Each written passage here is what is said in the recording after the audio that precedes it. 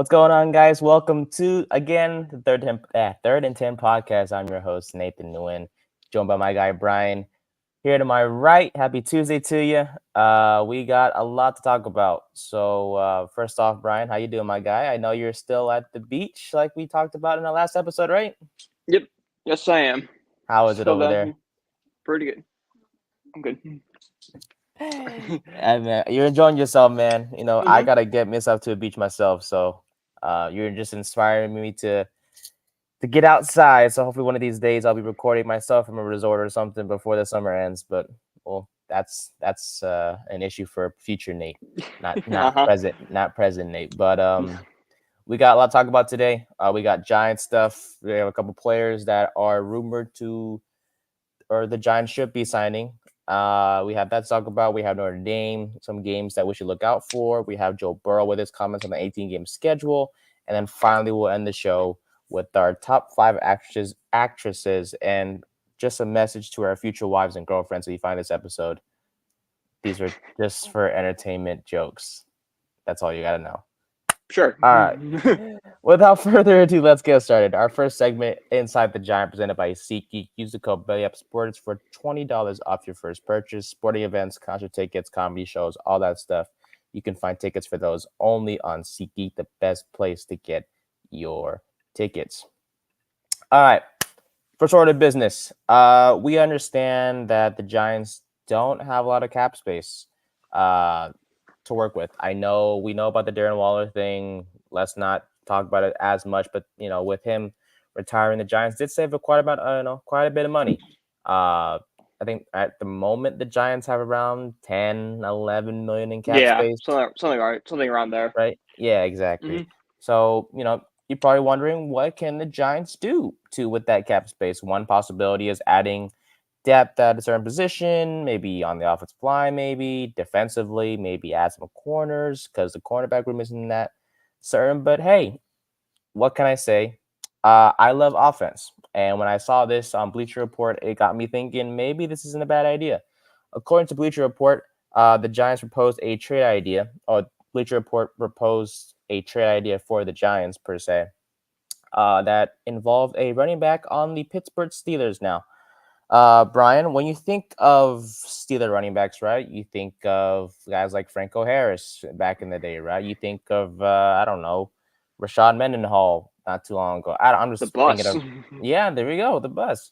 Um, but these days, not one, but two running backs play for the Steelers who both have starting potential in Najee Harris and Jalen Warren. So Bleacher Report was like, okay, the Giants, what if you traded away a 2025 sixth-round pick and a 2026 fourth-round pick, and in exchange, you get Najee Harris?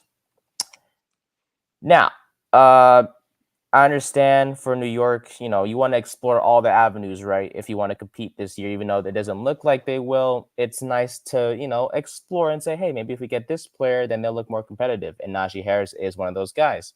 Because heading into the season, right, Brian, we talked about running back by committee, hmm but this offense won't look the same because, sure, you have a committee, but you don't have a running back like Saquon Barkley, who attracted defenses to open things up for the play action and for Jones to run option runs.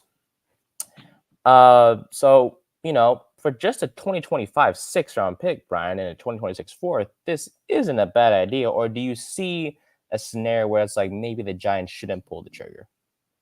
Yeah, I don't think this is something the Giants want to do. Like you mentioned, like establishing the run, the play action. Najee Harris doesn't do that either. Like ever since Najee Harris has been in the league, all we've been doing is waiting for that next step, and that next step hasn't come. So much so that Jalen Warren has jumped Najee Harris on this roster. So I much rather lean on guys like Eric Gray and Tracy Jr., see what they have, and try to develop those guys as running back rather than take a chance with someone who some see it as a washed up running back already with very little upside in this league. Yeah, and then from a statistical standpoint, Najee Harris has ran for 1,000 yards in his 3-year career so far in the NFL. He made his Pro Bowl his rookie year. I know statistically, if you look into it, he barely eclipsed 1,000 yards in the past 2 seasons, but he did run for like 1,200 his rookie year, which is pretty impressive, to say the least. So The team did not pick up the fifth-year option on Hmm. Harris. Steelers did and they did it for a reason, right? Because we just mentioned you have Najee, but you also have Jalen Warren, who last season, right, we saw he could be a starter, and he played pretty well as a starter himself. But here's the thing: I like it because I know, like I said, we keep repeating ourselves. Oh, the Giants are going to run running back by committee. We have no issue with that. Yeah, but it'd be nice to have a lead back who we can just say, all right, 20 carries for sure. Screw the committee, just one guy.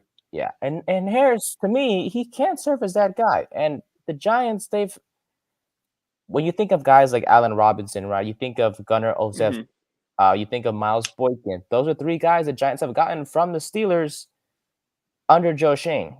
So it's clear that Joe Shane has a familiarity with Steelers playmakers per se. Hmm. Uh, and it works out for both sides. Do you think, as a Steelers fan, you're thinking like, okay, why would we trade away one of our highest draft picks for a sixth rounder and a fourth rounder? You're not gonna, you may not And even you use have them. Warren. Warren will take over as the lead back soon. Like Exactly. Najee Harris, everyone says like, oh, we slow, we won't take that next step. Like, yeah, try to get rid of him now to get what you can for him. Exactly. So it's like a fresh start for him, and a fresh start for the Steelers that they can comfortably go into 2020, the 2024 season and be like, okay, we got Warren, we're fine. Harris is out of the Hmm. way. For us Giants, so we're like, okay, we got an RB1. We don't have to explore the committee now. There's going to be a lot of cuts at that running back position, but Yeah, then and then that opens the door for like someone like an Eric Gray getting cut because you're not going to yeah, cut Tracy Jr. You just drafted him. exactly. So unless they kept four running backs, so if we did bring in Harris, we would go Harris, Singletary, Tracy, and then Gray, and then everyone Yeah, else who we've gotten is off the table. is gone. Yeah, exactly. So you'll lose the guy we signed from the XFL. You'll lose Turbo. You'll lose all those interesting guys that we thought could compete and are a reason to watch preseason camp. Hmm But it's just like, do you really want to give up assets for a running back? Like we're seeing in Hard Knocks right now. Joe Shane's talking about getting value, signing running backs. Are the Giants going to want to give up, and sure, a late round picks don't do much, but it is a lottery ticket at the end of the day. We kind of know what Harris is, and we have two young running backs. The Giants, I feel like, are going to be more likely to try to develop those two then go out and get a running back who has issues and concerned already. Tracy Jr. is a complete unknown in this league. We saw Gray a little bit last year, but the hope is he took his first year in the NFL, worked on the problems he had, and it's going to be a better running back. I'd much rather go see what those two have, especially in a year where like the playoffs aren't guaranteed for us. Like we're not supposed to compete this season. Now, if we were like a piece away and Najee Harris could be that missing piece, I think I'm more into it. But right now, I think the Giants need to go from a more development standpoint. Gotcha. Fair enough. So, I Hmm. guess to wrap up Harris specifically, if the Giants were to trade for Harris, would you be in the middle? Would you be upset I in a don't think I'd way, be or would you be upset. I content? think I'd be more in the middle about it because I would see like, okay, Okay. like yeah, that this is the Giants bringing in like a veteran back, but we probably should just kind of focus on development and see what Gray Tracy Jr. has. Now that's more just me thinking of running backs as expendable and like you can kind of get them anywhere. You don't need to go out and get veteran backs to be great backs. Like who's saying Tracy Jr. can't be a 1,000-yard rusher? We saw Isaiah Pacheco rush for 1,000 yards in his rookie season. He was a seventh round pick. Gotcha. Yeah. Y- we've also talked about this before about, okay, if you want to win a championship, you don't, like you just said, we don't have to have a first round running back. Najee Harris was a first round running back himself in 2021. So if we want to, kind of follow recent trends, maybe this isn't the best idea. So at the end of the day, I would like it, like I said, because we have that for certain Mm-hmm. RB1, but like I said, or like we've discussed on multiple occasions, this isn't a bad idea. This isn't a bad idea, but let's just roll with what we got. But hey, if he comes to us, great. If not, we're not gonna lose sleep over it because we have three running backs in contention for carries in 2024. Mhm. Singletary, Gray, and Tyrone Tracy, who I'm very excited about, and I'm sure you are too. Oh, I'm very excited to watch him. Another guy that the Giants have been linked to is Michael Thomas. A trade won't be necessary to get him as he's a free agent since the Saints released him this offseason. And a Bleacher Report article mentioned a few guys the Giants should sign in free agency, which included Dalvin Cook, Patrick Peterson, and then the aforementioned Thomas. And if you think about it, right, Malik Neighbors, Michael Thomas, Wan'Dale Robinson, Jalen Hyatt, Darius Slayton to an extent, that's a pretty high level receiving core. Now, Brian, I'm gonna just ask you, why shouldn't the Giants get Michael Thomas? I'll go for the for. You Yeah. can go for against. Well, it's the same reason why you should get Najee Harris. Like Malik Neighbors is going to be wide receiver one, no matter unless the Giants went crazy and brought in someone like a Garrett Wilson or like an actual wide receiver number one. Malik Neighbors is wide receiver number one, regardless. The Giants have two very young, interesting wide receiving prospects in Jalen Hyatt and Wan'Dale Robinson. If you bring in Michael Thomas, well, he's now automatically your wide receiver number two. That's going to take away playing time for Jalen Hyatt, who's probably going to be the outside guy, and it's going to take away receptions from Wan'Dale Robinson, who's going to be in your slot. Because instead of looking towards Hyatt and Robinson as the 2 and 3, it's going to be okay. Neighbors and now Michael Thomas, and then outside of that, you're not really going to see Hyatt or Robinson get on the field, get what they need out there. It's kind of just takes away from the drafting. And Michael Thomas is the same guy who's had injury problems throughout his entire career. Do you really want to put up a big chunk of your cap space on that and hope he stays healthy? We just did that with Darren Waller and it didn't work. I go back to my insanity point. The definition of insanity is doing the same thing over and over again and expecting a different result.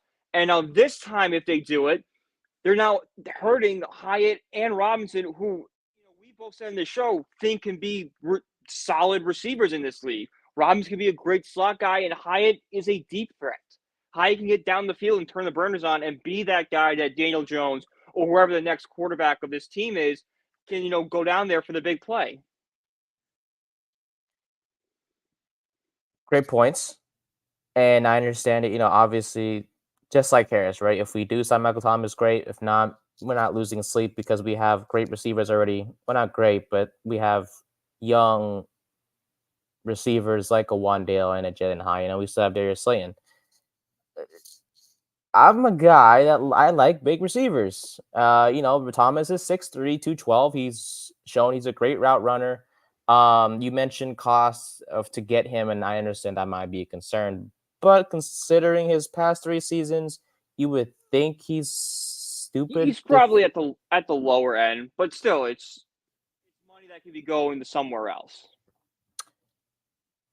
So you're saying you wouldn't spend, I don't know, like a 1-year, $3 million contract?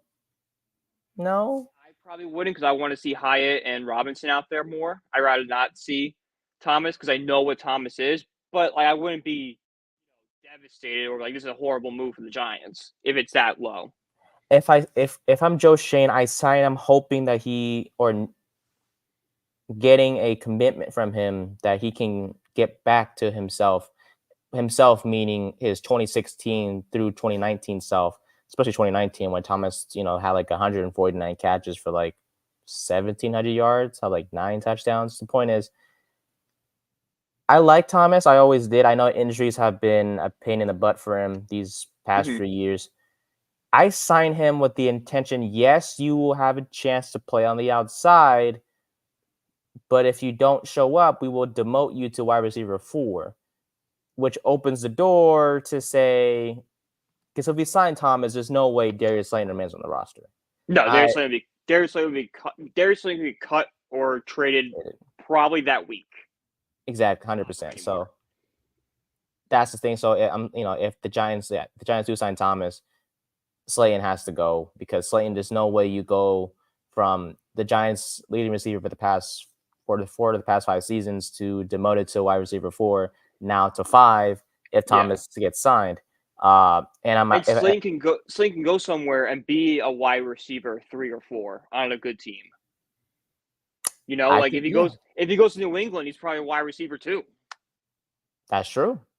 And if he wants that, great. We would get trade value back, or draft picks back, and that'd be great.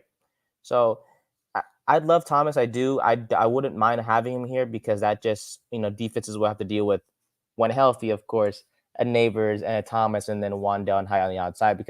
But like I said, I bring in Thomas, yes, to be that wide receiver two, best case scenario, a great weapon for Jones to throw to. But I tell him, hey, we're gonna sign you, but we have two other guys in Hyatt and Robinson. If you don't play well, plus we're gonna limit your snap count to start because we want to see Mm-hmm. what we get from Hyatt and Robinson. But if you show up and you produce, then we'll go from there. So Yeah. for 1 year, 3 million, it's not that bad. And Mm-hmm. from what we've seen, when healthy, this guy is still one healthy, a top 10 wide receiver. It's Yeah. just the health that But then concerns me. also, like, yeah, that's a great point. Like, coming in, like, hey, you're on a leash. But at the same time, if you're Michael Thomas, do you want to go somewhere where you're on a leash and you have these guys breathing on your back? Like, if I'm Michael Thomas, I'm like, well, do I really want to go to New York where I have two young receivers who this organization drafted? It's not like these guys are left over from Gettleman. These are guys that Joe Shane went out, scouted, and drafted. These are his guys. Do I really want to be, behind them? And like, if I mess up one or two times, I lose 50% of my playing time and slot down the wide receiver 4. Is that something Thomas is going to want to do? I wouldn't want to do that. I want to go somewhere where I know my playing time is secure. True. And I would argue that there hasn't been a team that contacted him. We're already in July and we've nothing. It's Yeah. been months since he's been released, and no team has called him up because they're scared of his injury, and that's fine. If you make a great point where it's like, why would you want to come here? Well, no one wants you, so why not? If the Giants offered you something, why not give us a try? We if you come here, we will give you the football, but just be healthy. Yeah. And And, you know, show, show in the field that you can still play. Don't come in here and exactly. be a Brandon Marshall or a Kenny Galladay who just Oh, come in here and just God. flame out. I remember those days, bro. Oh man, were you excited for Brandon? I was Oh, I was very hyped. I saw on ecstatic. Twitter, not Reddit. They said like, what NFL team in your lifetime's been the biggest disappointment? I'm like the 2017 Giants when they brought in Brandon Marshall, supposed to have the most dynamic receiving core of Odell Beckham, Sterling Shepard, and Brandon Marshall. With Eli Manning throwing to them. That was supposed to be one of the greatest offenses we've seen in our lifetime, and it was a 3-13 horrific season. Oh, We went from like this team could be a wild card team, possibly win the division, to this team sucks and has major problems to deal with. it's just we had so much excitement, and it's like, no, if y'all just stayed healthy and all that fun stuff. Mm-hmm. Kenny Galladay same way. I was Yeah, very it was more just like that's just a sign that didn't work out. yeah. The So scheme didn't work. Maybe if they don't bring in Jason Garrett and actually have like an actual coordinator who's not like shoving square pegs in the round holes, maybe Kenny Galladay's story's different in New York, but who knows? he did catch. He did score a touchdown though, thankfully. One Even touchdown. one touchdown. Hey, against the Eagles too, out of all teams, man. So that Who was that throwing the ball that game? That was it was that was it no Tyrod? No, no it was that was Davis Webb. Davis there Webb you was the starting go. quarterback that game. Out of all quarterbacks, out of all Mm-hmm. guys that could throw him the football, it was Davis Webb, man.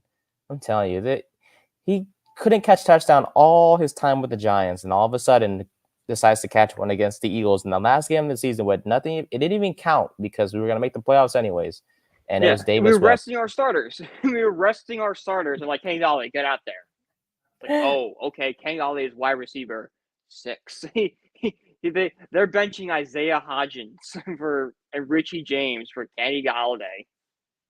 I want to Yeesh. I want to get back to that one day. I hope that one day we can just go to week 18, just rest our guys and Oh, be that'd be like, you great. know what, we made the postseason. we can just chill and just watch this game, knowing that no matter what, win or lose, we're still in the postseason, and just Mm-hmm. one day. But yeah, I mean, at the end of the day, in terms of both the running back and the receiving position, both seem pretty set as it is. But adding a Harris or a Michael Thomas wouldn't hurt, but it would No. also kind of impact how we see those It, positions look at.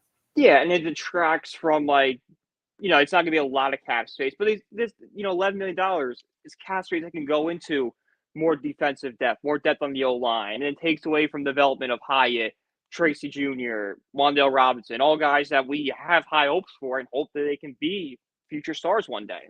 Exactly. So we'll see.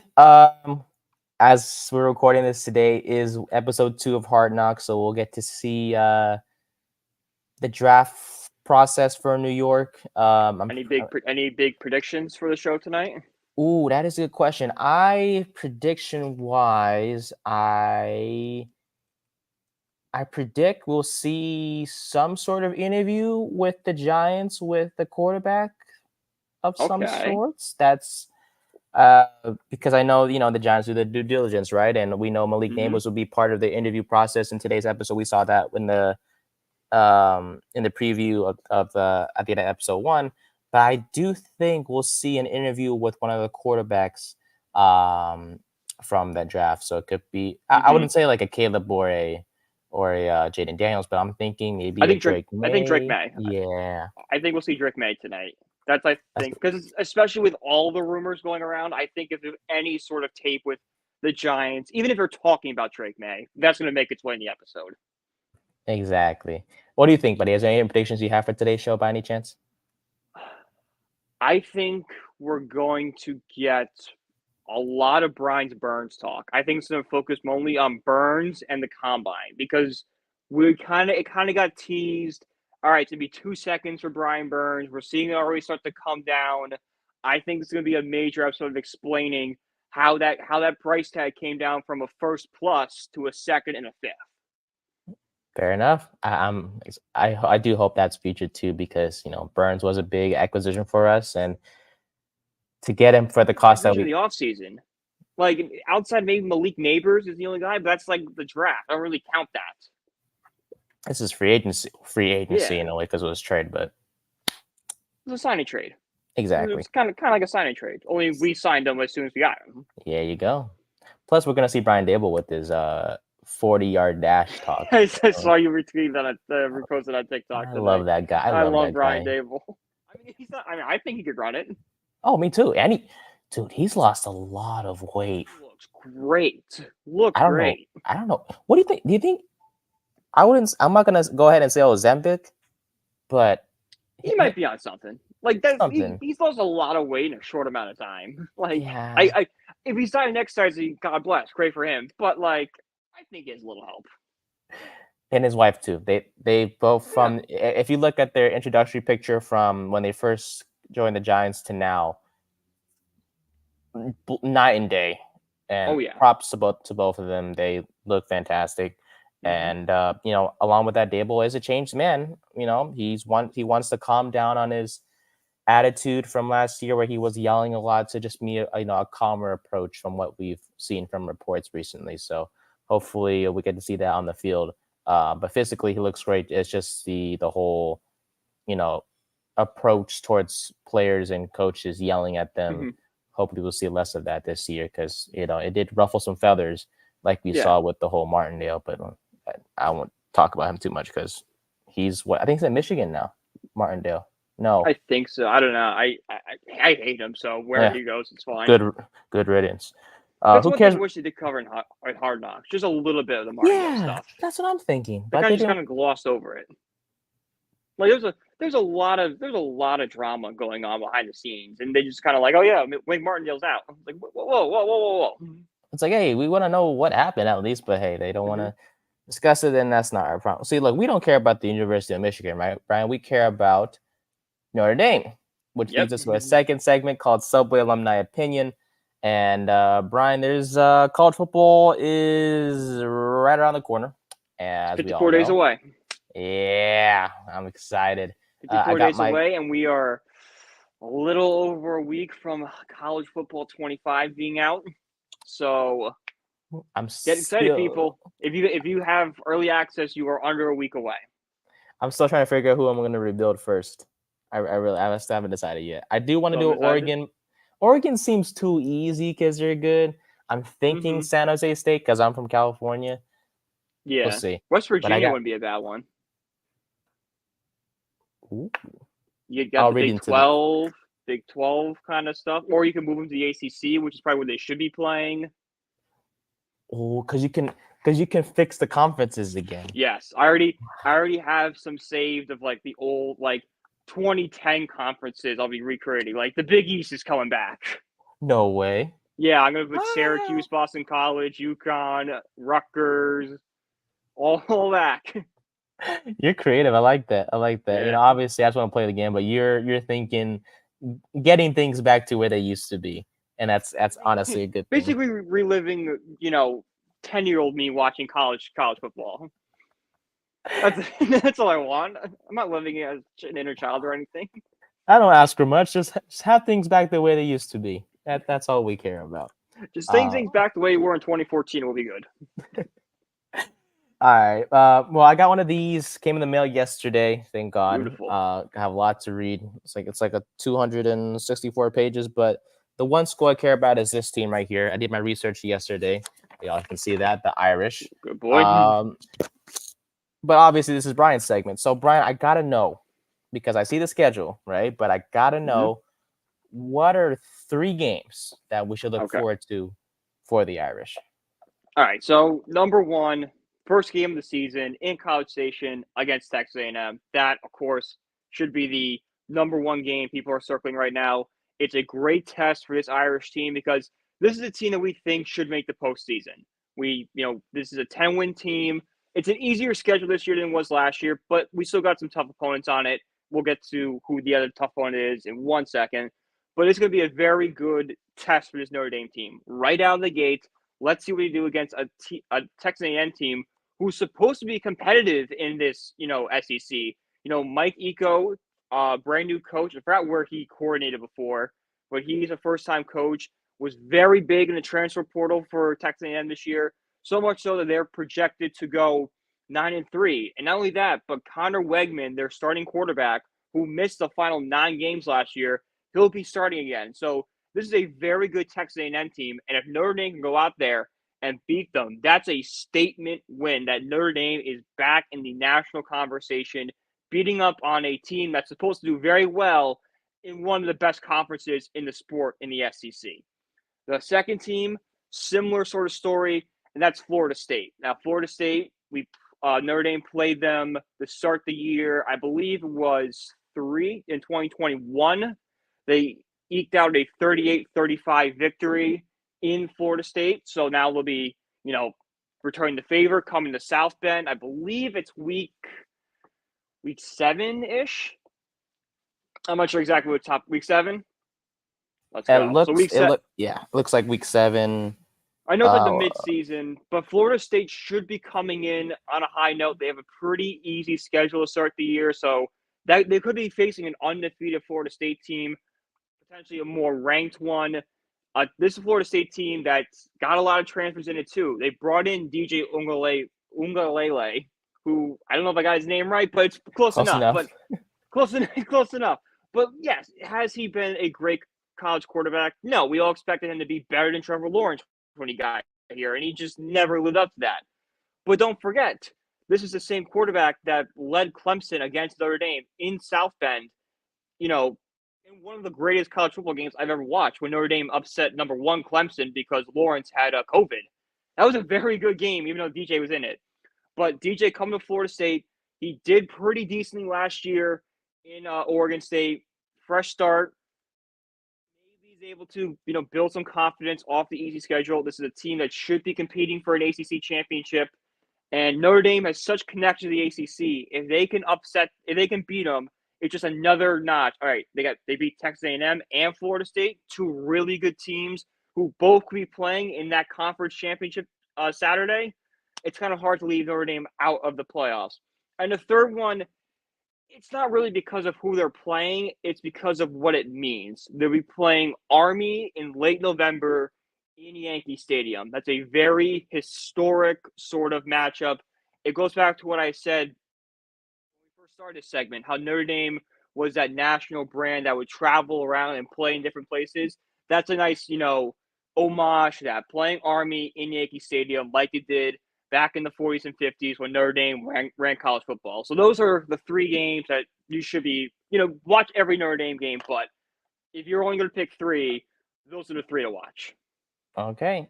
I know it may be too early to ask this because we still have to look over the opponent by opponent, which we will do so pretty soon in our future episodes. But hypothetically, how realistic is it to say Notre Dame heads into the college football playoff undefeated? Is that a realistic? I would say pretty realistic. It's an easier schedule this year than it is last year. They're playing a lot. They're playing Northern Illinois. They're playing a lot of schools that are kind of on the down. Army and Navy, they should beat them up pretty well. If the hardest opponents are probably Texas A&M and Florida State, so if they can beat them, there's no reason why this team shouldn't be 12-0.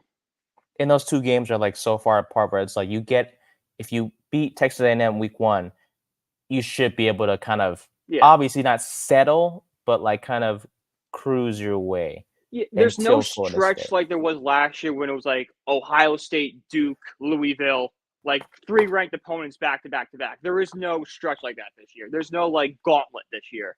It's all right, you're playing a really good team, and then you got some tune-up games coming up, which, yes.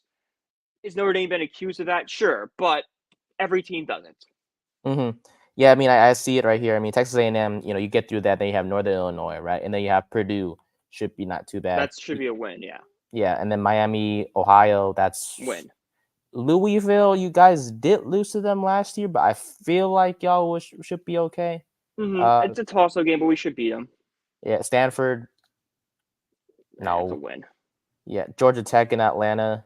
We always beat Georgia Tech, win. Navy at win. MetLife. We 52-10 last year in Ireland against Navy. Oh, it's actually 42-3. 42-3. Woo! That's a Jesus. Florida State. Okay, so Florida State, and then if you get past that, you have Virginia, Army. USC doesn't have Caleb Williams, but they will be competitive. USC is always a competitive game, but like I don't want to say that's a must-watch because we play USC every year. We play USC every year since '97. It's a rivalry game. That's like saying the most anticipated Alabama game this year is against Auburn. Like, yeah, of course it is. That's a no-brainer. So because it's a 12-team playoff, you don't have to be perfect per se. So I guess another on-the-spot question is, if you do lose to Texas A&M, hypothetically, lose Texas A&M, right, and you lose to Florida State, but you win out every other game that you have, should Notre Dame be okay making the playoff with 2 losses, or will they? Yeah, they'll be okay, but it's not going to be. They're not going to host home playoff game. They're going to be sitting somewhere from 10-12 and going and traveling somewhere to play. And obviously you don't want that because you want to get those. No, I want because Notre Dame will never get a bye because we're not in a conference. But I want to be sitting 5 through 7 with a home playoff game in South Bend, ready to go. Got it. That makes sense. Well, we shall see. But at the end of the day, you said Florida State, Navy. No, you said Florida State, Army, and Texas A&M. 54 days before that College Station game. And until then, we'll be previewing opponent by opponent in future episodes. So the Aggies will be up first in our preview. So, Brian, shout out to you, my guy. Thank you for that. And that ends our Subway Alumni Opinion segment as we head towards third down now. The carousel is the next segment for us today, and we will explore the NFL outside of the Giants. But this is an interesting topic because our guy, not our guy, I would say, but he's a pretty fan favorite, Joe Burrow from LSU. Love Joe Burrow. I really do. He has that aura about him that I like. Yeah. It's weird. He kind of he has like that aura and like dresses funny, but like he doesn't get hate. It's like, oh, look at Joe Burrow being funny. Like I don't know why he doesn't get hate like some of the other quarterbacks do. Exactly. And he's a mature player off the field, and Yeah. on the field, he's a productive guy. I mean, he did make the AFC Championship like not too long ago, and then Patrick Mahomes just ruined everything. Well, Yeah. no, he beat Patrick Mahomes. He beat Oh Patrick yeah, Mahomes' first time in the championship game, and yeah, was battling him until that horrific unnecessary roughness call out of bounds. Basically exactly. sank the Bengals in that game. Ugh. But I do hope the Bengals do. I think they have a chance. I really think they have a chance to make it Yeah. back there. If This healthy, if Burrow's healthy, I would be shocked if the Bengals aren't in the AFC Championship game. plus they have Zach Moss back there in the backfield.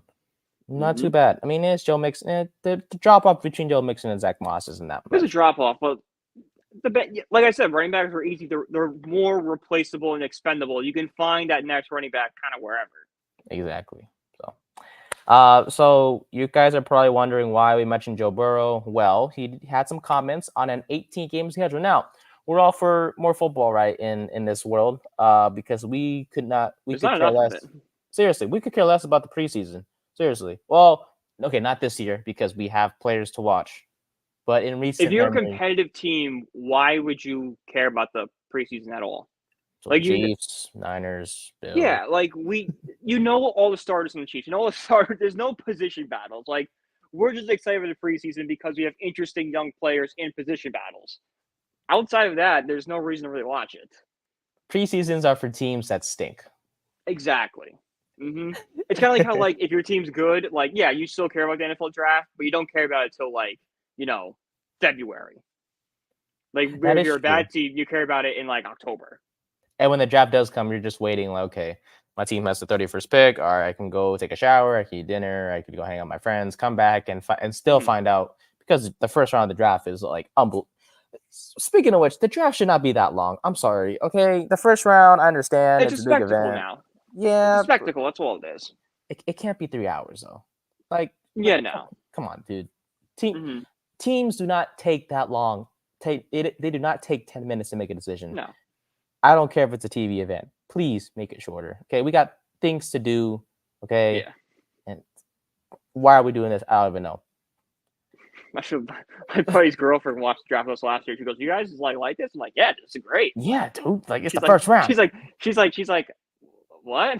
She's like, all right, I guess I'll just start drinking wine. I guess I'm like, yeah, have fun, maybe. Have Maybe fun. start enjoying Enjoy yourself. It's gonna be a while. it. We'll play Oh, cornhole soon. give us some time. It's almost done. We promise. It's like the 16th pick. Are you guys done yet? No, we're not even We're halfway done. You there. guys have drank a 30-pack. We're well aware. But yeah. So Joe Burrow, he hopped on the Part of My Take podcast not too long ago, and he was asked what a perfect NFL schedule would look like. And Joe Burrow actually made a theory about an 18 game schedule Mm-hmm. and how it would look like. So basically, you would have the normal bye week, right? Which is fine, blah, blah, blah. But in specifically week 13, uh, Burrow proposed a Pro Bowl break where, you could have those 7-on-7s, you could have those skill challenges, and teams would have the bye week. So all 32 NFL teams would have their regular bye week, but also another bye week before they prepare for the last 6 games of the season. He thinks that this will promote the Pro Bowl more, have more ratings or better ratings for that event that's been slowly dying for the past few years now. Yeah. And then, like I said, teams would have a bye week going into the last six games of the season. I understand that this may not be in the works right now, Brian, but what do you think of this proposed plan by Joey Burr himself? I love this. I think this is a home run idea because the NFL is the only sport that doesn't have an all-star break. Baseball, we are a week away, not even a week away from the All-Star break. The home run derby is Monday, All-Star game is Tuesday. NBA, NHL, they all take a week off for their All-Star festivities. You put the Pro Bowl a week before the Super Bowl, nobody cares. Nobody, because everyone's mind is all on the big game. It's an appetizer, but it's kind of like getting an appetizer at McDonald's. Why are you doing that to yourself? Just get go get the Big Mac. Go for the big value item. Go for the good thing. Don't just all right, I'm going to start with the French fries. No, no, no, no. Everyone's so focused on the Super Bowl, it takes away. And then, like, the season's over. It's been over for a month, so players are on vacation. They're with their families. They really want to get dragged out somewhere and play in a meaningless exposition game? No, do it during the season while everyone's kind of still in the mix and playing, and you'll get more eyeballs because the fans are so used to so much football. Then a week with no football, all right, I guess we'll just watch the Pro Bowl. And another thing that I thought of while you were explaining it, put the trade deadline that Tuesday. So teams, not only the teams get the bye week, but they can go like, okay, we need a receiver. Boom, let's go trade for one.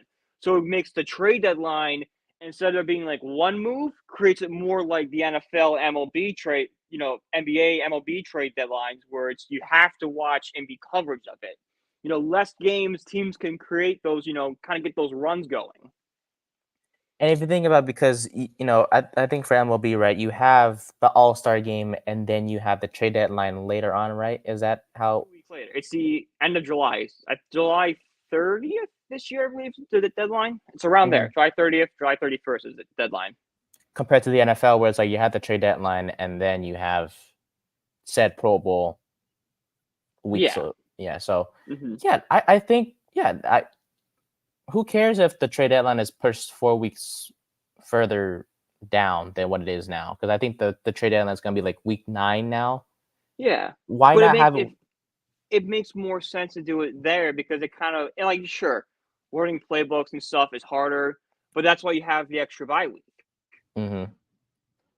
And For someone, like, yeah, they might be in the Pro Bowl, but, like, they also might not be. So they can sit, learn the book, and then all of a sudden they have, like, 10 days to learn it rather than, a week. and with the after that second bye, you have 6 games left. Teams can look and be like, okay, are we actually going to compete? Do we have a shot, or are we going to just stop and just wait till next season? And that way, teams can be like, okay, let's trade for this guy. Like you just said, great point, because teams can be like, okay, let's get the Panthers are 2 and something. Let's go ahead and maybe trade for Deontay Johnson since we're competing for heading to the playoffs. So yeah, and it's the one area the NFL doesn't dominate every sport in. It's trading, because the regular season, the NFL playoffs, you can make the playoffs are probably an argument. I think it's more taste, but NFL has an argument to be made that they're the best. Championship game, NFL without question. Draft, NFL without question. Free agency, again, it's probably a toss-up, but the NFL is up there. The one area the NFL can't compete is the trade deadline, because think like for MLB, NBA, NHL trade deadline, you're sitting there all day watching. NFL trade line, you look on your phone at 4:00 to see the 2 trades that were made all day. Like, it's not like a countdown drama rumor type event like the other 3 are. So imagine having that type of drama in the NFL. It'd be unbelievable. There you go. And here's the best thing, because we're both students. I personally, I'm not a drinker. I know you do for fun, which is, who cares? I think it's funny. That's hilarious. It's great. We text randomly back and forth when you are in that state. The reason why I bring it up, I get some ideas. And that's the best thing, because it was like you propose like random ideas for the show. And it's like, okay, this guy's he's thinking of something. His brain is firing. There's not much going on upstairs, but he's got something firing up there.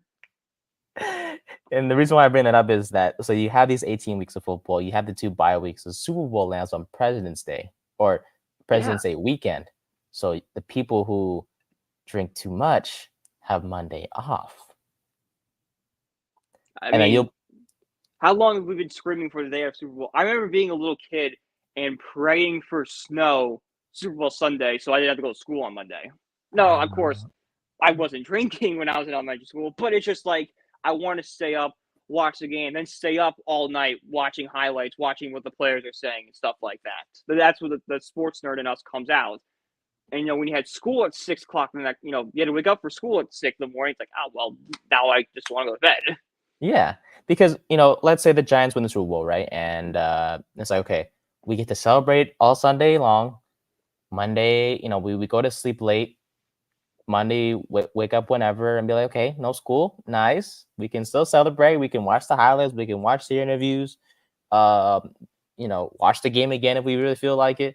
all that's and whether it's you're a kid and you just don't want to go to school, or you're an adult who was hungover, having that Monday off just does wonders for them. And it's like, okay, we can just relax and enjoy what we just witnessed 24 hours ago, or Yeah. whatever the case may be. So, man, whoever says LSU athletes ain't smart, Joe Burrow just proved you wrong. Not listening. Oof. There's something about LSU athletes, man. Seriously, Joe Burrow, Paul Skeens. I love Paul Skeens. Livy Dunn. Oh, Livy Dunn. Bro, that couple, man, is like a power couple. If you better want than Taylor and Travis. All right? Better. Yeah, so much better. They're so much less annoying. That is true. I love Travis and Taylor. I do, mostly because of Travis. Swift, not so much. I just love Kelsey. Can't stand Swift. She makes good music, but I can't stand her fans. Yeah, but from a publicity standpoint, Livy and Paul ain't that bad. Like they keep it low, but Livy's in the ballpark, and it's not every other second they're throwing the camera on her. Like, sure, they might do it once or twice, but it's not like, first down, Taylor, second down, Taylor, third down, Taylor. Like, stop. If anyone deserves it, is Livy, though. Livy she's been phenomenal from how she's approached herself. But Paul Skeens, oh boy. And he made the All-Star game so too. Good. I'm just praying that elbow doesn't explode. I know. I just feel like it's a ticking time bomb. His pregame routine is like responsible, but like actually interesting, because he does all these like different things with football and the thing behind his back where he's like, it's like twisting his body like super fast, and I'm like, well, dang, bro, like that don't hurt. But hey, he's been phenomenal. He's played 10 games this season for the Pirates, and he hasn't gotten hurt. He hasn't lost a game. Actually, he's undefeated as a starter. Probably should start the All-Star game because he's there. He better start. I don't think they'll give it to him, but I would love if he started. Give Pirate fans some hope. They need it. Tell you what, last segment, outside the lines. Before we dive into our top 5 actresses, I gotta know, because the All-Star game, like we just talked about, right? Paul Skeens should start. I'm looking at the roster right now. Wait, Mets. Who made the Pete Alonso? I got some problems. Okay. You love Pete to death. Francisco Lindor and Brandon Nimmo, the All-Stars on the New York Mets, not Pete Alonso.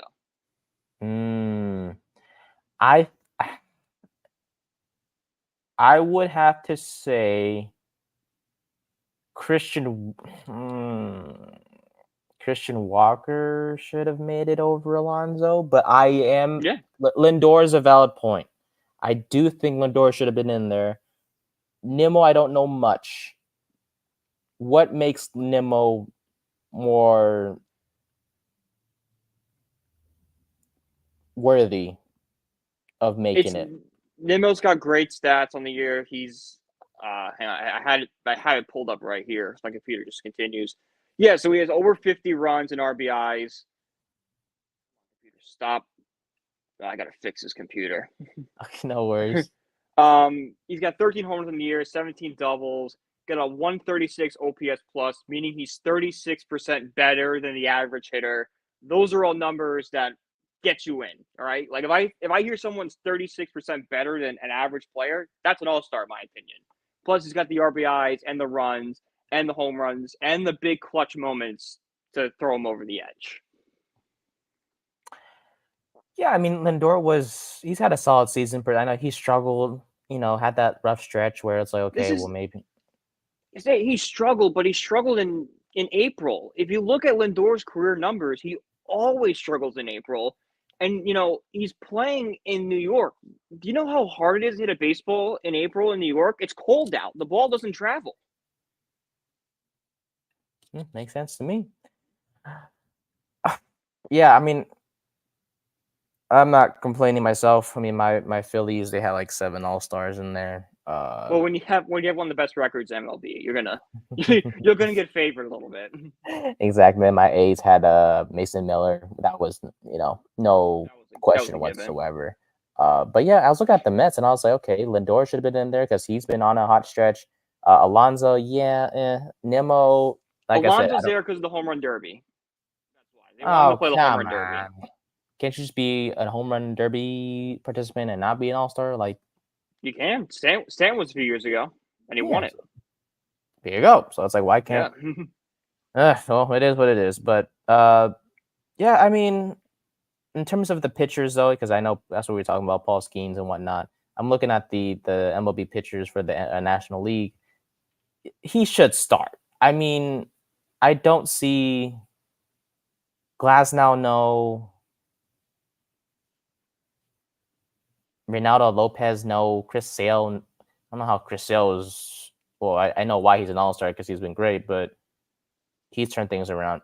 Ranger Suarez, definitely no. Even though I love him, don't do it. Robert Suarez, no. Well, no, he's a reliever. Logan Webb of the Giants, no. Zach, there's no other pitcher that deserves a start than Paul Skeens. Yeah. I don't want No. Tyler Glass now. He can pitch the second or the third inning.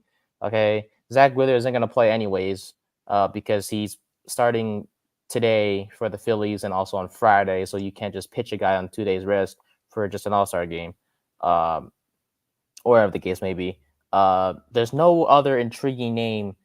Maybe Shota Imanga from the Cubs, but Yeah, he'd be good, but he's like not like he was dominant to start the year. He's kind of come down to earth a little bit. yeah. So I wouldn't. Nah, we good. We good, fam. I would go Paul Skeens to start. And the first three guys he'll be facing, I don't know who they will be, but I know Soto and Judge will be two of the three that will likely Yeah, face against them. So why not have one of the youngest faces in MLB take face on the these superstars. stuff? Exactly. And let's see what he got. Well, let's see. Who Yeah. knows? But anyways, the main reason why we have this outside the line segment is because we dive into everything outside of sports. And today's topic is top 5 actresses. Next episode will be actors. But we decided to go with the woman route today. And like I said, for our future partners, please disregard this episode because we were just young and single. Cool. All right. You can go first, Brian. Who are your top 5 actresses that you've seen in your past and you liked? All right. So number 5, I'll go with Kate Olsen. She plays Ooh, Dee on Always Sunny in Philadelphia, married to okay. Rob McElhenney. It's just kind of very funny seeing those two together. That's why she's number 5. Okay. Number 4, I'm gonna go with Anna Kendrick for simply because I think she's cute. Mm-hmm. Straight up said it. Number 3, I'm going to go with Carrie Fisher because she played Princess Leia. It was a major part of my childhood growing up watching all the Star Wars movies. You know, and continue to be. She plays Peter's boss in Family Guy. She played what's the brewery girl's name? Who owns the brewery? I'm thinking of it. I am. Angela. She plays Yes. Angela. She Darn it. voices Angela in Family Guy. It's a very funny when you kind of know both of them. Number 2, Margot Robbie. Oh, that's a sleeper. I didn't add that one. God's sake. No. Yeah. Congrats to her, by the way, having her first baby. Very first child. Someone on Twitter goes, someone on Twitter says this is the worst news all day. No. I actually, I don't know if you see the Barbie movie. I haven't either, but at the end of the movie, she's like, she's here to see what are the doctors that deal with Yeah, I know what you're talking about. yeah, OBGYN. that's what she was going to see at the end of the Barbie movie, and I guess someone tweeted out that ties in with with her current pregnancy. So I was like, oh, it all comes together. But congrats to her though. Yeah, of course, congrats to her. But, and then number 1, my favorite actress of all time, Natalie Portman. Ooh, there you go. Mm-hmm. Why Portman? Why Portman number 1? Because she still is my celebrity crush. She was like the first girl I had a crush on growing up because she plays Padme in Star Wars. And if you have seen Star Wars, it's, I'm just going to say I understand why Anakin turned to the dark side. There you go. If you know Star Wars, you get the reference. Okay. Sounds good to me. All right. So my top 5. First, 5 is Mila Kunis. Mila Kunis. Oh, that's a good one. Yeah. I forgot about her. Friends with Benefits. Watched that years ago. Still Meg. looks good to this day. Yep, Meg from Family Guy. So has a comedic side to her, but also she's very attractive. 4 is Megan Fox. We know from her from Transformers. Every's when it came out in 2007. Every 7-8-year-old celebrity crush back then. Yeah. Still looks good. She's very attractive. So number 3 is Sydney Sweeney for obvious reasons. I know she has a partner, I think now, but that doesn't change the fact that she's a very attractive woman. Was on SNL not too long ago, right? And yeah, she did. She did yeah. skip with her Hooters girl outfit. Every man was watching that over and over and over again. Yeah, I was pretty shocked. One of them. I was you son of. I was watching and I was like, oh god, this is gonna ruffle some feathers. Because if you have a problem with that, you're a loser. Shut up. Exactly. Man. Something's wrong with you if you have an issue. Now I understand if you're, Hooters is an American institution. Stop going after it. Exactly. Don't change how the. I'm going to Hooters twice this week. Okay. You have a T-shirt. Nice. I'm telling you, you're gonna find your future partner in there, my guy. Who knows? I would love it. That'd be great. Number 2 is Scarlett Johansson, Black Widow from Marvel. She's obviously stunning.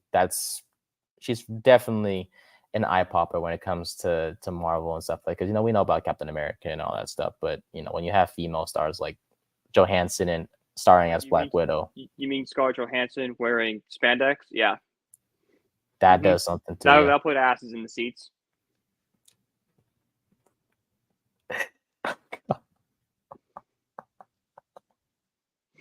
You opened this can of worms when we went to this. We did this. Man, that's the first thing that came to mind. So I was like, screw it. We'll see what we can do. That is the first thing we said. Actually, so I'm like, okay, which ones are hot? I'm like, all right, maybe I should throw 2 in there that I don't. Caitlin Olsen's funny and Carrie Fisher means a lot to me. Boom, done. The rest are just me being horny. And then number 1 for me, Jenna Ortega. Love her a lot. Interesting. Big celebrity crush for me. Yeah, I know. Mm-hmm. Yeah, I get it. Some people will say she looks younger than her age. Okay, well, she's not. Okay, she's okay, she looks it, but she's not. She's not. Okay, I'm not Drake. So she's 21. So what? 3? She got I got 3 or 4 years up her, but it's fine. You went to high school together. You've been in high school together. Yeah, exactly. So, and she's honestly, whether it's Wednesday, the Scream movie or whatever, she's been in a lot of movies, and obviously her days in Disney. Channel star. Yeah, who knew? Who knew she'd go from Disney star to?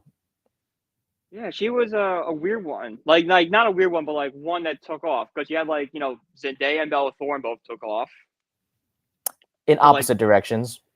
Yeah. I expect to see Bella Thorne on a certain website, but hasn't happened yet. But I'm waiting for the day. It's coming. I think she was a director for said website. She was. I've seen it. Go on. No, that's it. That's okay, about that. I thought you had more. But nope, just one. Yeah, I think when it comes to Disney, as we're gonna wrap up here in just a bit, Disney has created a lot of stars. They've Sabrina Carpenter, right? For example, Sabrina Carpenter, Selena Gomez, Zendaya, Disney girl. Zendaya, you said. Zendaya, Bella Thorne, Sabrina Van Dacton. Oh, Tisdale. Yeah, right. Oh, Vanessa Gardner.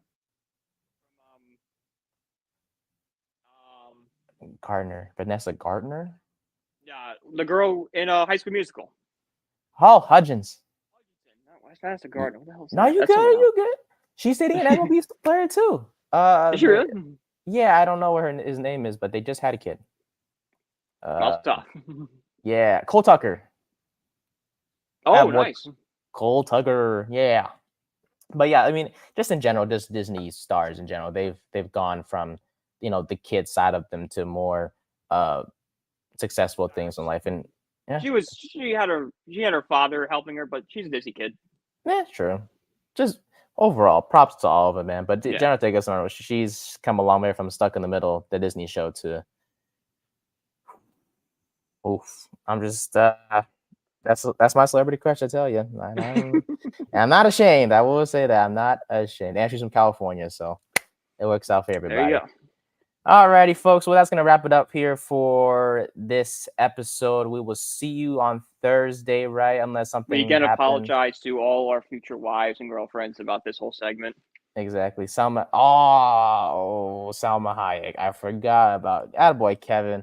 I just spoke to Kevin this weekend, too, and Kevin made a few comments earlier as well. Glasnow said he should start the All-Star game. I would like definitely Skeens, of course, like we talked about earlier, to start because of the excitement he brings. And then finally, Kevin also says Miller gets traded for the deadline. No. Yes. No. Yes. I will. If a team backs up the truck and gives you a bunch of prospects for a reliever, you have to make that deal. 2029 is when we have his team control too. I know, so you can get a really good prospect for him. I'm good. We need a closer. We haven't had a closer in from my years as a fan of the A's, which is like 2.5 years. Sure, you can add me. I don't care. Okay. My friend introduced me to the A's. He took me to my first baseball game. I've fallen in love with them ever since. That's all y'all gotta know. I've known for sure, based off what I've seen and from history, I've researched, the A's have not had a closer in years. This is our first closer. Leave it that way. Doolittle? Yeah, but like a guy that does like 100 with like a with a slider like that. True. Very true. We are good. Trust me. No, but real talk. We'll see what happens there with the trade deadline. We will have a show later in the month. I don't know when the trade deadline is, but we will have a show with. We're doing a live sort of show for it. I'm not sure what time it's going to be at, but it'll be the two of us and Eric Katz of BELLYUPSPORTS. He will be hopping on to do kind of live reaction to the deadline. Probably air around, I don't know, like 2:30, 3 o'clock Eastern time. But actually, no, deadline's at 6. We'll figure it out, but just be on the lookout for that. This is something me and Eric got to talk about. Sounds good to me. Other than that, thank you guys for watching. Thank y'all for listening. We'll see y'all on Thursday. Enjoy Hard Knocks tonight, and we'll break all of that down in our next episode. And so until then, we'll see y'all next